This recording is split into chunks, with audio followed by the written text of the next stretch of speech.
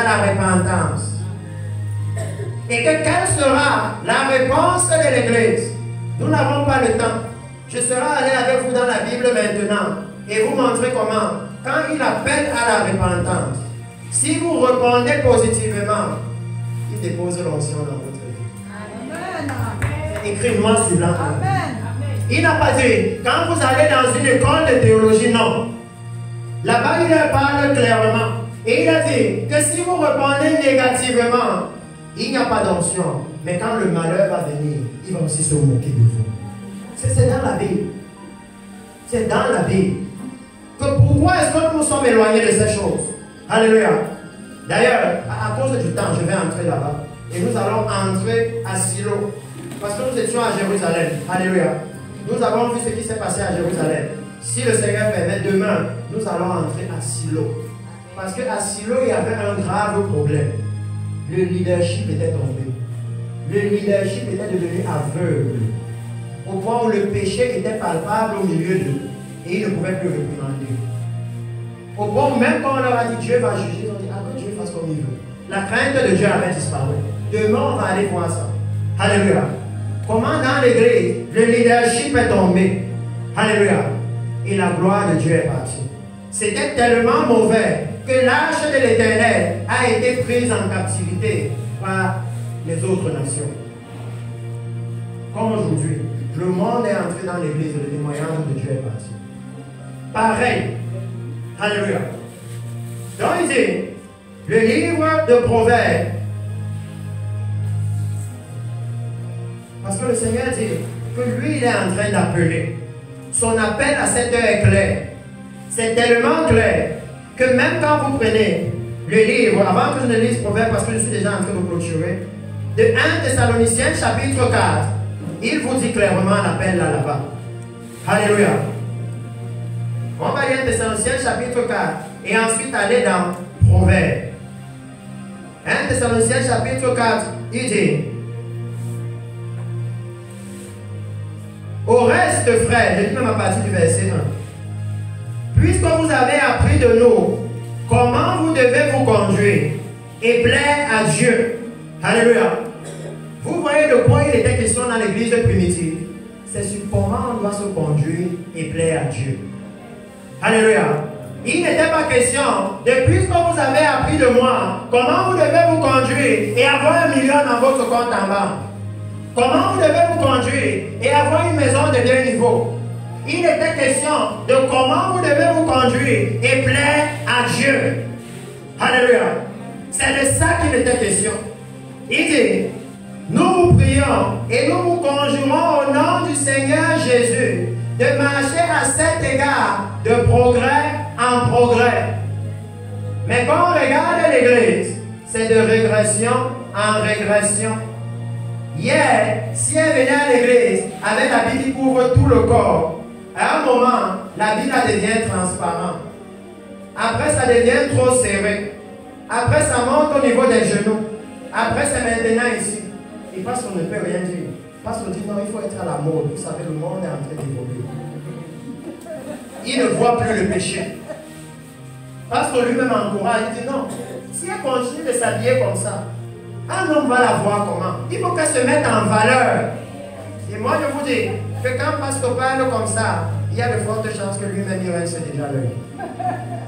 Que de temps en temps, oh oui, ça veut dire que le péché ne le dérange pas. L'immoralité ne le dérange pas. Quand il voit ça dans l'église, ça ne le gêne pas. Lui-même, il aime déjà ça. Oh oui, c'est le moment de nettoyer. Parce qu'il dit, vous savez quel précepte nous vous avons donné de la part du Seigneur. Ce que Dieu veut, c'est votre sanctification. Amen. Alléluia. Amen. Voilà ce que le Seigneur demande à l'église. Et il dit, c'est que vous vous absteniez de l'impudicité, de l'immoralité sexuelle. C'est que dans l'église, il dit que les femmes se vêtent avec pudeur et modestie. Personne ne vient pour regarder votre corps à l'église. On veut voir Jésus. Alléluia. C'est pour Jésus qu'on vient. Gardez ça à la maison pour votre mari et pour le Seigneur. Nous, on veut voir Jésus. Alléluia. Il dit que chacun sache posséder son corps dans la sainteté et l'honnêteté, sans vous livrer à une convoitise passionnée, comme font les païens qui ne connaissent pas Dieu. Alléluia. C'est très puissant.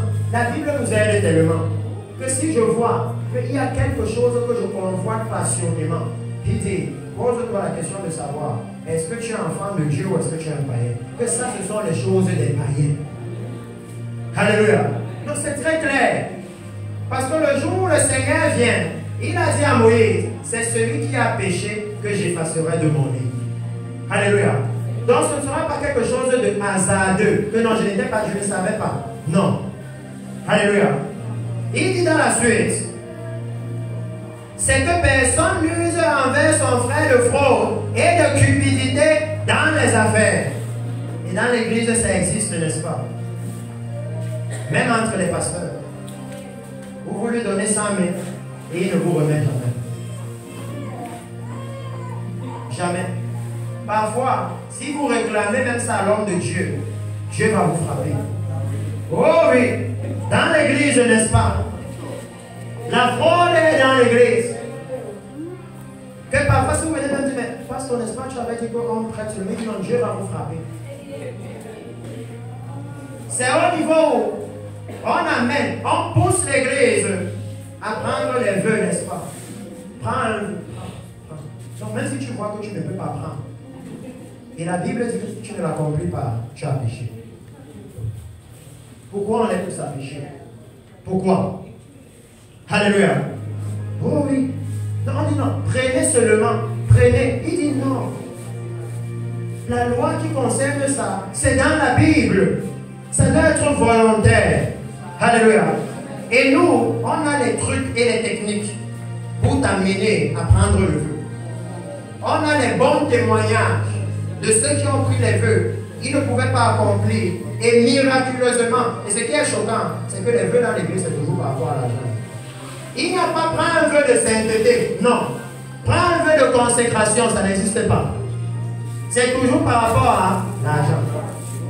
Pourtant, quand vous lisez ça, vous voyez qu'on dit non, même de consacrer sa personne à Dieu. N'est-ce pas, c'est le vœu que Jephthé avait fait, de consacrer la première personne qui sort à Dieu. Est-ce que c'est dans l'église? Non. Le vœu dans l'église, c'est par rapport à l'argent. Et il dit que maintenant, nous devons tout restaurer. La fraude doit quitter. Alléluia. Nous sommes aussi capables d'amener un projet devant l'église. Et Dieu, qui a touché les cœurs au moment de bâtir le tabernacle, touche encore les cœurs. Alléluia. On n'a pas besoin de chercher les trucs et les techniques pour les amener à donner. Non. On n'a pas besoin. Le Seigneur continue en disant, le Seigneur, parce que le Seigneur tire vengeance de toutes ces choses, comme nous l'avons déjà dit et attesté. Car Dieu ne nous a pas appelés à l'impureté, mais à la sanctification. La peine du Seigneur est claire. Alléluia. Il dit que non, il nous a appelés à la sanctification. Ce qu'il attend de nous, c'est la sanctification. Et il dit que celui qui rejette ses préceptes, alléluia, ne rejette pas un homme, mais Dieu qui vous donne aussi le Saint-Esprit. Est-ce que vous comprenez ce qu'il dit? Il est en train de dire que si vous rejetez ses préceptes, il n'y a pas de Saint-Esprit. C'est Dieu qui donne le Saint-Esprit. Si tu le rejettes, pourquoi il va te donner? Si tu rejettes, quand il demande de sanctifier l'église, de purifier l'église, de sanctifier ta vie, tu veux qu'il te donne le Saint-Esprit pour faire quoi? Parce que le Saint-Esprit vient essentiellement te convaincre de péché, de justice et de jugement. Pour que tu te répandes. Si tu rejettes la repentance, tu veux qu'il te donne le Saint-Esprit pour faire quoi? C'est pour faire quoi? Alléluia. Il n'y a pas de raison. Parce que Dieu, il n'est pas là pour perdre son temps, non. Il dit qu'il fait toutes choses pour un but. Alléluia. Toutes choses. Et vous voyez comment maintenant le Seigneur est en train d'aider l'Église.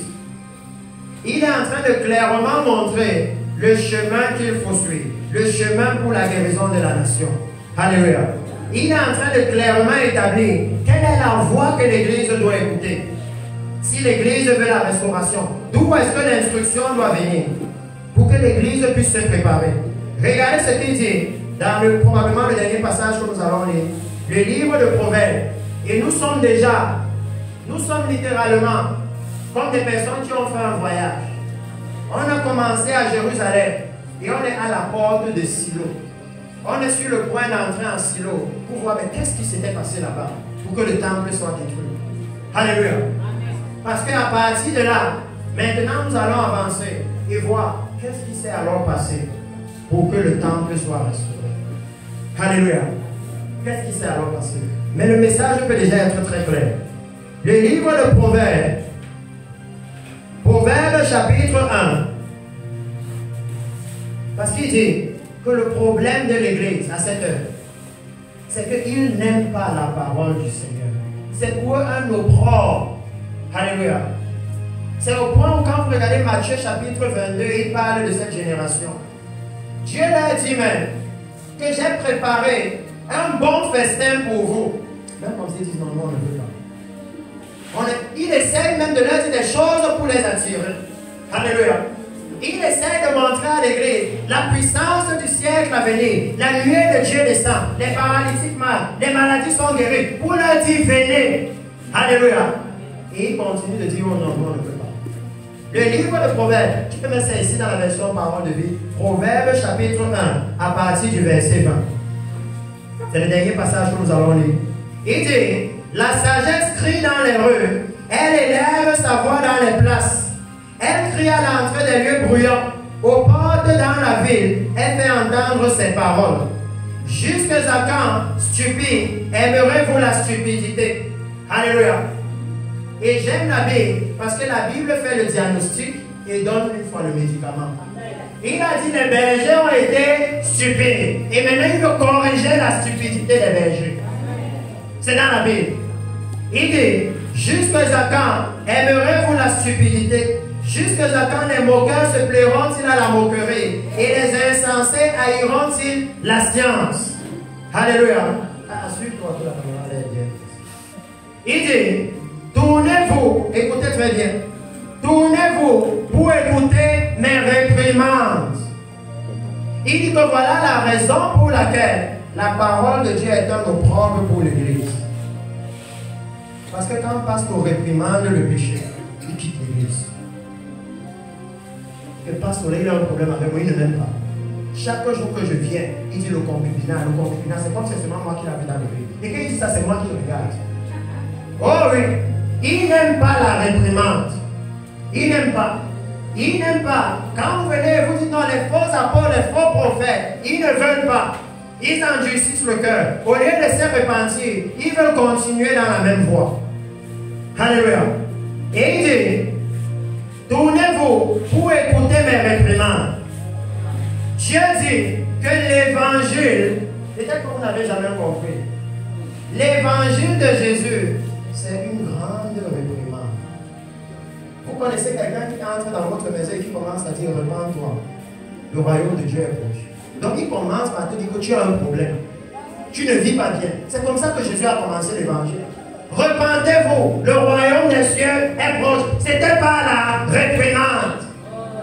Et aujourd'hui, l'Église n'aime plus la réprimande. Nous avons une Église qui est comme la génération de Sodome et Gomorrhe.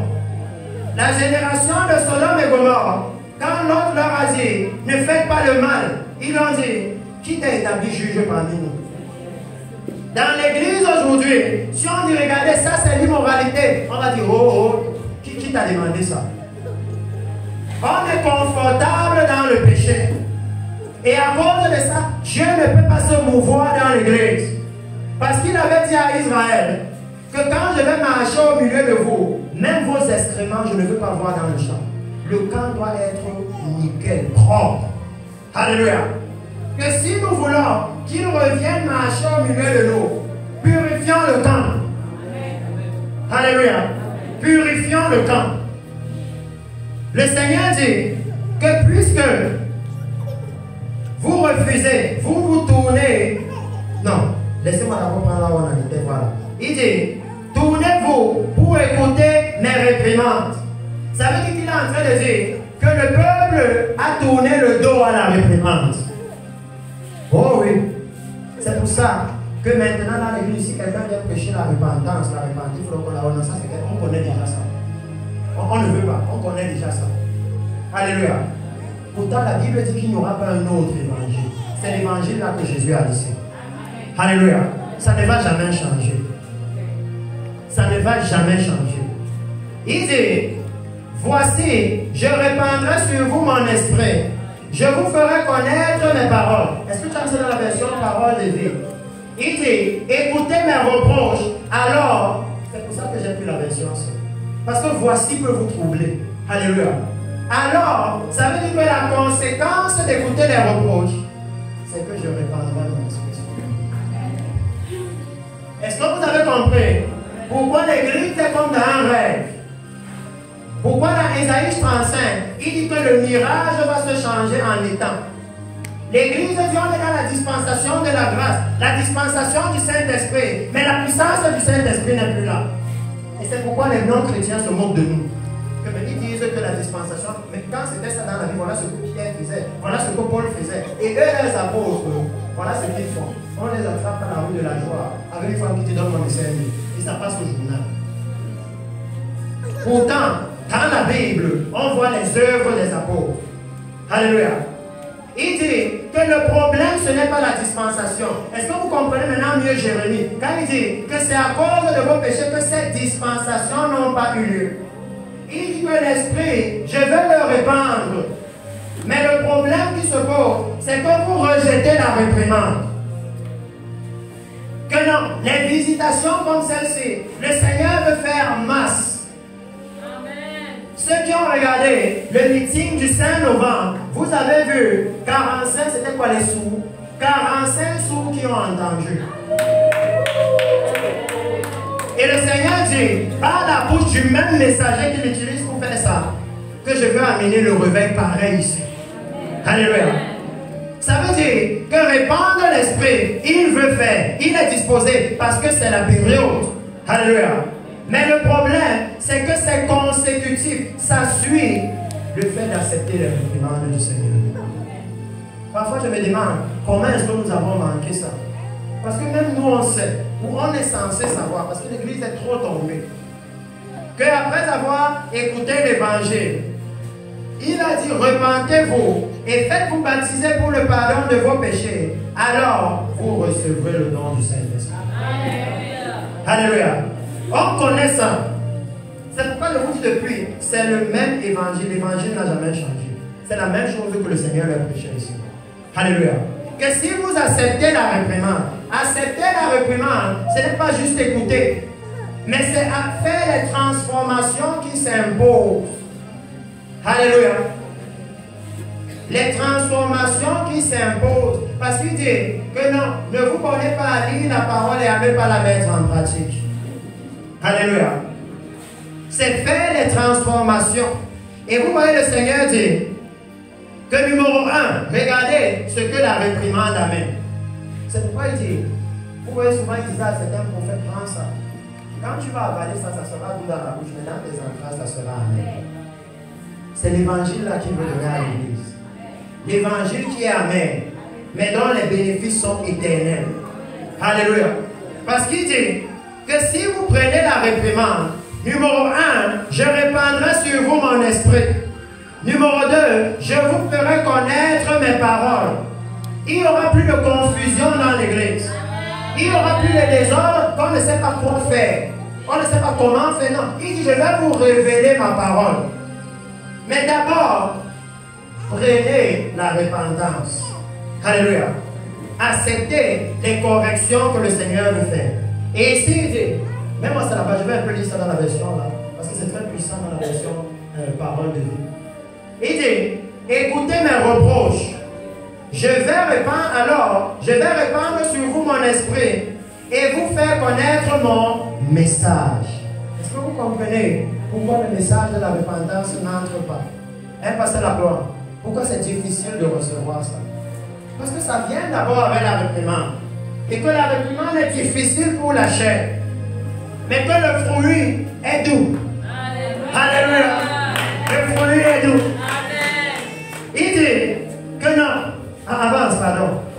continuer maintenant. Il dit, je vous appelle et vous dites non. Je vous tends la main et personne ne fait attention. Alléluia.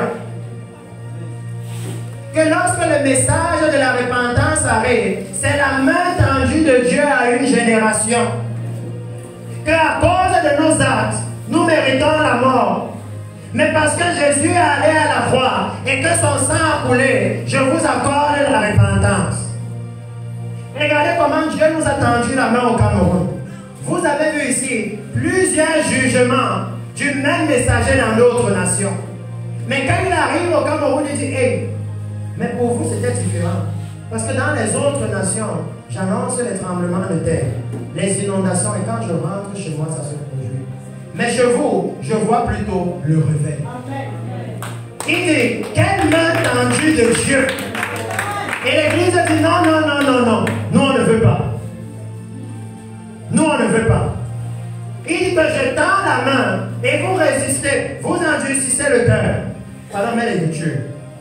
Parce que ici il dit, puisque j'appelle et que vous résistez, l'appel de Dieu est là. Mais il dit que de l'autre côté dans l'église, il y a la résistance. On veut continuer à faire comme on faisait d'habitude. Il dit, je vous tends la main et personne ne fait attention. Et je peux même dire à l'église ici, que même ce que le Seigneur a fait, c'est la main tendue de Dieu. Parce que quand il y avait les miracles aussi, Jésus leur disait que si ce n'est pas le droit de Dieu que je chasse les démons. Donc vous pouvez savoir que ça c'est la main de Dieu qui opère. Donc il nous tend la main. Donc voilà ça, c'est clair devant vous. Est-ce que vous voulez venir à bord et prendre le train de la repentance? Il dit, vous refusez tous mes conseils et vous n'acceptez pas mes reproches. On va continuer. C'est pourquoi, quand vous serez dans le malheur, je rirai.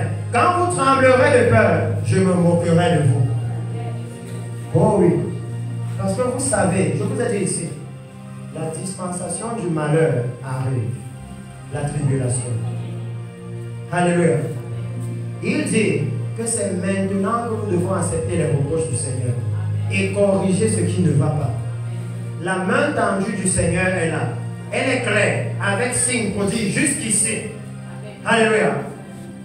Parce que pendant un moment, je leur disais seulement non. Mon épouse a un décret. Le kyste ovarien, 12 cm, poup, ça a disparu. Et je me disais, mais comment je vais leur montrer ça? Je me souviens toujours du culte à l'EMA, où une soeur s'est levée et elle a dit, ok, on a les témoignages des autres, mais nous on veut que les gens guérissent ici. Et je disais, Seigneur, je vais reprendre toi à la France. Et pendant qu'on prenait les témoins, une autre de la même église se lève et vient dire, moi le Seigneur m'a guéri. J'avais une douleur au dos, le pasteur avait déjà prié, fatigué, maintenant c'est fini. Alléluia. Et je pouvais dire merci Seigneur, tu m'as aidé. Parce que je ne savais pas ce que j'allais lui dire. Il dit qu'il y a un message que le Seigneur est en train de soutenir, que le Seigneur est en train de confirmer, que le Seigneur est en train d'attester. Et il dit que le message là vient avec les reproches du Seigneur. Alléluia. Le message là vient avec les réprimandes du Seigneur. Il dit que l'onction pour faire le travail à 7 heures est disponible. Mais que le prix à payer, c'est d'accepter la réprimande. Alléluia. Le prix à payer, c'est d'accepter les reproches. Le prix à payer, c'est d'accepter de changer comment nous avons servi hier. Alléluia. Parce que le Seigneur est en train de nous montrer que regardez ici, le fruit est meilleur. Alléluia.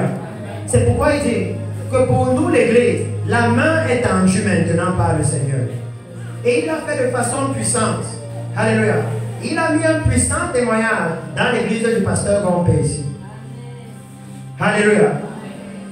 Que maintenant, il peut prendre le témoignage du Seigneur et booster le réveil à village. Alléluia. Non, maintenant, le pasteur Gombe n'a pas besoin de discuter avec un musulman. Et de lui dire, Allah a dit comme ça, Jésus a dit ceci, Bouddha a dit ceci, Mohamed a dit cela. Le pasteur Gombe va dire, voici les faits. Quand vous allez me montrer ça chez vous, on va pouvoir voir qui est le vrai Dieu. Tant que chez vous, la tremblote n'est pas encore guérie, venez de mon côté. Ici, il y a la guérison. Alléluia. Sans discussion, sans débat. Il n'y a pas de théologie là-bas. Il n'y a pas de théologie. C'est basé sur les faits. Alléluia. C'est pourquoi lorsque ce prophète est venu ici, il nous a dit voilà comment ça doit se passer. Vous devez enregistrer leurs conditions avant et après. Alléluia. Pour que ce soit clair, qu'il n'y ait pas de confusion, que tout le monde puisse savoir que voilà ce que l'Éternel a fait. Alléluia. Tout le monde puisse savoir. Donc, précieux peuple, le Seigneur est en train de nous dire ce soir que compte tenu de l'état de la maison, il appelle l'Église à la repentance. Il appelle l'Église à reformer ses voies. Alléluia. Si nous pouvons réaliser que les mêmes choses qui ont détruit le temple de l'Éternel sont en train de se produire dans l'Église maintenant, que sacrificateurs et prophètes sont en vide de gain, nous sommes arrivés à un niveau où les pasteurs croient qu'ils ont réussi le ministère quand ils ont déjà des grosses voitures et des grosses maisons. Oh oui. Et moi je dis que la Bible dit que nous avons réussi le ministère. Le jour où il va dire, bon et fidèle serviteur, entre dans la joie de l'Éternel. Tant que ce jour-là n'est pas arrivé, nous n'avons pas encore réussi le ministère. Alléluia. Le Seigneur est en train de dire que nous devons commencer les réformes maintenant. Parce que lorsque nous allons entrer à Silo, nous allons voir en particulier le problème du leadership. Parce que pendant longtemps, nous avons essayé de faire des meetings de repentance, n'est-ce pas? Mais si le leadership lui-même n'est pas acéré, n'est pas bâti, facilement, dès qu'il voit le peuple les abandonner, il change. Il y a un problème, il y a une nécessité. Quand vous voyez le Seigneur dire que les sacrificateurs et les prophètes sont avides de guerre, il est en train de dire qu'il y a besoin d'un nouveau sacerdoce. Il y a besoin de renouveler le sacerdoce. Il est en train de dire, comme il a dit à Jérémie, que va leur dire que de la même façon que quand le potier fait un pot et ça ne donne pas ce qu'il veut, il peut gâter toute la boue là. Et avec la même boue, il fait un autre pot. Alléluia. Que s'il a regardé le sacerdoce dans l'église et il a vu que le sacerdoce n'est pas capable de porter la gloire. Alléluia. Et qu'il dit que dans lui, il veut défaire le pot là et faire un nouveau pot. Parce qu'il dit dans la Bible que dans une maison, il y a différents types de vases. Certains sont des vases d'usage vil et d'autres sont des vases d'honneur. Le Seigneur dit que maintenant, il veut faire de l'église un vase d'honneur. Parce que quand il y a ce genre de miracle dans l'église, que vous le vouliez ou pas, vous allez honorer Jésus. C'est sans contestation. On n'a pas besoin de discours. Que vous le vouliez ou pas. L'église n'a plus besoin de discuter avec les marabouts qui vont leur dire, nous on a le Dieu du village, le Dieu de ceci. Non. Alléluia. Les faits parlent d'eux-mêmes. Donc, précieux peuple, comme nous sommes en train de clôturer, et que je vois beaucoup de nouvelles têtes ici avec nous, si quelqu'un ce soir a réalisé que non, dans ma vie, peut-être même dans mon ministère, peut-être même dans mon église, il y a des réformes à faire. Alléluia. Le Seigneur nous parle clairement. Son esprit est disponible. Sa gloire est disponible. Le problème, c'est l'iniquité. Il dit que peu importe, que ce soit par ignorance, peut-être qu'on ne savait pas. Alléluia. Le Dieu que nous servons est miséricordieux. Il ne se lasse pas de pardonner. Alléluia. Mais le problème, c'est que dans la Bible, il dit qu'il ne tient point le coupable pour innocent. Alléluia. Donc s'il y a quelqu'un qui voit que non, je n'ai pas marché comme le Seigneur veut, quel que soit l'aspect de votre vie, il n'y a rien à négliger. Alléluia. Levez-vous avec moi, nous allons prier.